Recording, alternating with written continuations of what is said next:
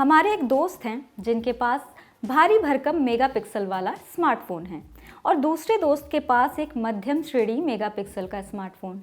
आमतौर पर मानकर चला जाता है कि ज़्यादा मेगापिक्सल वाले फ़ोन से शानदार फ़ोटो आएगी, लेकिन असल कहानी कुछ और ही है। जिस दोस्त के पास एक नॉर्मल मेगापिक्सल का फ़ोन है, उनके हैंडसेट के कैमरे से ली गई फ़ोटो ज़्यादा क्रिस्प और शार्प आती है। ऐसा आपके साथ या आपके जान पहचान वालों के साथ भी हुआ होगा। क्या आपने कभी सोचा है कि ऐसा क्यों होता है? क्या है मेगापिक्सल का गणित? कौन से फैक्टर ज़रूरी हैं एक बढ़िया कैमरा स्मार्टफोन के लिए? आज हम यही जानने की कोशिश करेंगे। आज भी स्मार्टफोन मार्केट में सबसे अच्छी फ़ोटो जिन स्मार्टफोन से मिलती है, उनके कैमरे का मेगापिक्सल बहुत कम है। मतलब साफ है कि अच्छी फ़ोटो के लिए मेगापिक्सल एकमात्र कारक नहीं है, बल्कि फ़ोन के सॉफ्टवेयर से लेकर हार्डवेयर तक काफ़ी कुछ ऐसा है जो एक शानदार फ़ोटो के लिए ज़रूरी है। आजकल बजट और मिड रेंज स्मार्टफोन भी ट्रिपल कैमरा सेटअप के साथ आते हैं। सेटअप कंपनी तय करती है। विकल्प के लिए ultra wide lens, macro lens, telephoto lens वगैरह हैं। वैसे स्मार्टफोन अब 4 और 5 कैमरे के साथ भी आते हैं, लेकिन ट्रिपल कैमरा सेटअप सबसे आम है। अल्ट्रा वाइड मतलब जैसा नाम वैसा काम। ये लेंस नॉर्मल लेंस से ज़्यादा गोल होता है, जिससे एंगल ज़्यादा मिलता है। वाइड या अल्ट्रा वाइड कैमरे का फील्ड ऑफ व्यू नॉर्मल कैमरे से अधिक होता है, जैसे कि 80 डिग्री या 120 डिग्री। अगर नॉर्मल फ्रेम से ज़्यादा एरिया कवर करना है तो अल्ट्रा वाइड लेंस सबसे सही होता है, लेकिन कभी कभी ऐसा होता है कि इमेज के किनारे की लाइंस सीधी की जगह थोड़ी घूमती हुई नज़र आने लगती हैं, या फिर फ्रेम में खड़े सब्जेक्ट का शेप थोड़ा सा अटपटा लगता है। इससे बचने के लिए कंपनियां सॉफ्टवेयर का सहारा लेती हैं, जिसके सहारे इमेज को थोड़ा क्रॉप करके किनारे ठीक किए जाते हैं। कई कंपनियां कैमरे का एंगल कम करके भी इस समस्या से बच जाती हैं। अल्ट्रा वाइड कैमरे का ऑटो फोकस जितना अच्छा होगा, इमेज उतनी ही बेहतर आएगी। शुरुआत में ऑटो फोकस अल्ट्रा वाइड कैमरे में बहुत कम होता था, लेकिन आजकल फ्लैगशिप कैमरे में तो पक्का होता है। ऑटो फोकस मैक्रो शॉट्स लेने में भी मदद करता है। इसकी मदद से आप नॉर्मल मैक्रो कैमरे से भी अच्छे क्लोजअप शॉट्स ले सकते हैं। मैक्रो मतलब बहुत पास से फ़ोटो लेना। आसान भाषा में समझें तो ये एक किस्म का छोटा सा मैग्नीफायर लेंस है जो बहुत नज़दीक से फ़ोटो लेता है, लैब में यूज़ होने वाले मैक्रो लेंस की तरह। इस कैमरे का मेगापिक्सल साधारण सा होता है, लेकिन ये अपना काम बखूबी करता है। ये लेंस एकदम नज़दीक से फ़ोटो ले सकते हैं, जैसे कि किसी फूल के पराग की। आमतौर पर स्मार्टफोन का कैमरा ऐप ये खुद तय कर लेता है कि कौन सा फ़ोटो नॉर्मल रखना है और कौन सा मैक्रो शॉट। आप खुद भी कैमरा सेटिंग में जाकर ऐसा कर सकते हैं। कैमरे से अच्छी फ़ोटो के लिए 2 फीचर बहुत जिम्मेदार हैं, EIS और OIS। OIS मतलब ऑप्टिकल इमेज स्टेबलाइजेशन, जो एक हार्डवेयर पर आधारित फीचर है, और EIS मतलब इलेक्ट्रॉनिक इमेज स्टेबलाइजेशन, जो सॉफ्टवेयर पर आधारित है। आप और हम कोई एक्सपर्ट तो है नहीं कि फ़ोटो लेते समय हाथ का संतुलन बनाए रख सके। मतलब थोड़ा बहुत हिलना हो ही जाता है। इधर हमारा हाथ हिला नहीं, उधर फ़ोटो खराब। OIS फीचर ऐसे में सबसे ज़्यादा काम आता है। आपके हाथ के मूव करने के साथ फ़ोन का कैमरा भी थोड़ा सा मूव करता है और फ़ोटो ख़राब होने से बच जाती है। ये मूवमेंट इतनी बारीक होती है कि इसे आँखों से देखना संभव नहीं है। अब बात EIS की। ये आर्टिफिशियल इंटेलिजेंस की मदद से फ़ोटो या वीडियो को स्थिर करता है।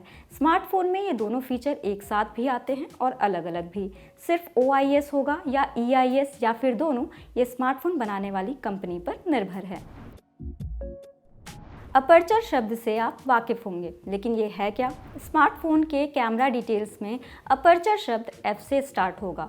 कंपनियां अपने विज्ञापन में और रिटेल बॉक्स में भी इसका जिक्र करती हैं, जैसे कि मोबाइल कैमरे का अपर्चर f2.0 या f1.8। दरअसल अपर्चर मतलब कैमरे का दरवाज़ा, जो फ़ोटो लेने के समय खुलता है और फिर तुरंत बंद हो जाता है। दरवाज़ा मतलब लेंस। अब जैसे दरवाज़ा बड़ा होगा तो रोशनी ज़्यादा आएगी, ठीक उसी तरह अपर्चर बड़ा होगा तो फ़ोटो से जुड़ी जानकारी या फ्रेम के डिटेल कैमरे तक ज़्यादा पहुंच पाएंगे। अपर्चर की रेटिंग आंकड़ों के हिसाब से जितनी कम होगी, उतना बेहतर। स्मार्टफोन कैमरे के साथ जूम शब्द या फीचर भी खूब सुनाई देता है। 3x जूम है, 10x जूम है वगैरह। जूम भी कोई एक प्रकार का नहीं होता, ये 3 किस्म के हैं: ऑप्टिकल जूम, हाइब्रिड जूम और डिजिटल जूम। ऑप्टिकल जूम है तो हार्डवेयर पर ऑपरेट होगा, मतलब जब आप जूम करेंगे तो लेंस मूव होगा और ऑब्जेक्ट की क्वालिटी खराब नहीं होगी। डिजिटल तो नाम से ही साफ है, यानी सॉफ्टवेयर का इस्तेमाल होगा, तो क्वालिटी के साथ समझौता होना तय है। असल में डिजिटल जूम एडिटिंग में काम आने वाला फीचर है, लेकिन स्मार्टफोन कंपनियां भी कैमरे के साथ देती हैं। अब बचा हाइब्रिड। ये उस कार की तरह है जो इलेक्ट्रिक भी है और ईंधन पर भी चलती है। ऐसे जूम में थोड़ा ऑप्टिकल होगा और थोड़ा डिजिटल, मतलब आपके मन की शांति के लिए एक फीचर। आर्टिफिशियल इंटेलिजेंस यानी एआई क्या क्या कर सकता है वो सभी को मालूम है। स्मार्टफोन कैमरे में भी इसका बेहतरीन इस्तेमाल हो सकता है, जिसका उदाहरण हम गूगल पिक्सल में देख चुके हैं। कैमरे का एआई या सॉफ्टवेयर ये समझ लेता है कि आपने जो फ़ोटो ली है वो कैसी है। फ़ोटो लेते समय लाइट कैसी थी, फ़ोटो खाने की है या फिर कोई नेचुरल लैंडस्केप की। एक बार एआई ये समझ लेता है तो अपना इनपुट डालकर आपके सामने नई फ़ोटो पेश करता है। अब ये प्रोसेस इतनी जल्दी होती है कि आपको पता भी नहीं चलता, लेकिन कुछ हैंडसेट में ये लैग दिख जाता है। लेकिन अब प्रोसेस बहुत तेज़ हो गई है तो पता ही नहीं चलता। किसी भी फोटो का आधार यानी छोटे छोटे रंगों के डॉट्स जो वर्टिकल और हॉरिजॉन्टल लाइंस में किसी फोटो के अंदर होते हैं, रेड, ग्रीन और ब्लू रंगों के इन डॉट्स को ही पिक्सल कहा जाता है, और ये हमारी व आपकी कल्पना से भी छोटे होते हैं।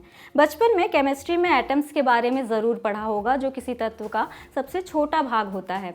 वैसे ही ये डॉट्स एक इमेज का हिस्सा होते हैं। 1 मेगापिक्सल मतलब 1 मिलियन छोटे छोटे रंगीन डॉट्स। अब सोचिए, अगर एक फ़ोटो 10 मेगापिक्सल की है तो उसमें कितने रंगीन डॉट्स उस फोटो के अंदर होंगे।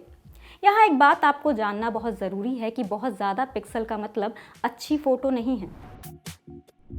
हाई डायनेमिक रेंज एक सॉफ्टवेयर बेस्ड फीचर है। आसान भाषा में समझें तो तेज़ धूप में अगर आप फ़ोटो ले रहे हैं तो मुमकिन है छाँव वाला एरिया बेरंग या काला नज़र आए, और छाँव पर फोकस किया तो धूप वाला एरिया सफ़ेद और चमकदार नज़र आने लगे। ऐसे में HDR मोड काम आता है। इस मोड में बहुत सारे इमेज से मिलाकर एक फाइनल इमेज तैयार की जाती है। आमतौर पर HDR को नॉर्मल कंडीशन में इस्तेमाल करने की सलाह नहीं दी जाती है। हाँ, रोशनी का बैलेंस बनाना है तो HDR मोड बढ़िया है। पोर्ट्रेट मोड या बोके मोड। बोके एक जापानी शब्द है जिसका मतलब है ब्लर या out of focus.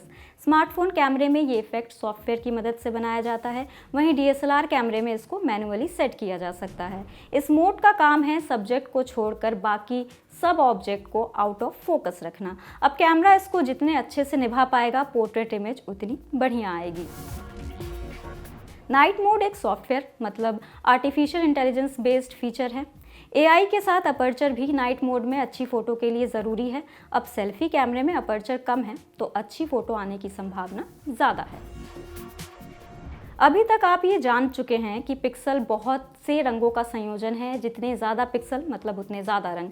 Megapixel million pixel का शॉर्ट फॉर्म समझ लीजिए, यानी 1 मेगापिक्सल का कैमरा है तो फोटो में 10 लाख पिक्सल या रंगों का संयोजन होगा।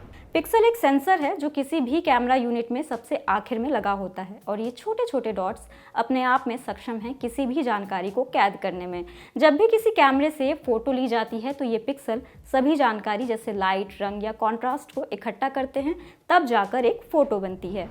यहाँ से तो एक बात समझ आती है कि जितने ज़्यादा पिक्सल होंगे उतनी बढ़िया फ़ोटो आएगी, लेकिन ऐसा होता नहीं है, क्योंकि अच्छी फ़ोटो के लिए ज़्यादा पिक्सल अकेले जिम्मेदार नहीं है।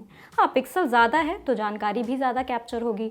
जब आप उस इमेज को जूम करके देखेंगे तो सारे डिटेल बारीकी से नज़र आएंगे। स्मार्ट ओवन बनाने वाली कंपनी जून के CTO निखिल भोगल इसके बारे में बताते हुए कहते हैं कि एक बढ़िया फ़ोटो के लिए पिक्सल की क्वांटिटी से ज़्यादा उसकी क्वालिटी ज़रूरी है। भोगल पहले एप्पल में कैमरा तकनीक पर काम करते थे। टाइम में छपे एक आर्टिकल में भोगल कहते हैं कि स्मार्टफोन में पिक्सल को ठूस ठूस कर भरने से अच्छा है उनको बड़ा किया जाए। हाई क्वालिटी पिक्सल फोटो में कम पड़ने वाली लाइट की कमी को पूरा करते हैं, जिसको कैमरे की भाषा में नॉइज़ कहा जाता है।